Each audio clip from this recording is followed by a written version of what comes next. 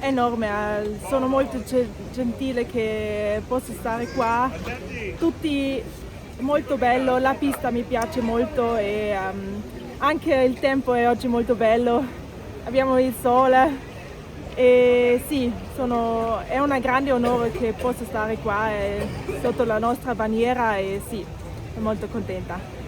L'emozione invece per le gare, com'è stata la preparazione? La preparazione sì, è andata molto bene, abbiamo avuto qualche discese ieri, è andato molto bene. Sì, sono un po' nervoso, ma penso questo è normale. E sì, speriamo che tutto va bene. Lunedì e martedì vediamo come vanno le gare. Ultima domanda, al villaggio olimpico hai avuto modo di parlare con i colleghi di altre nazioni? Qual è l'emozione da parte loro, le prime sensazioni? Sì, enorme. Tutti dicono le stesse cose, che sono qua finalmente, sì, questo è importante penso.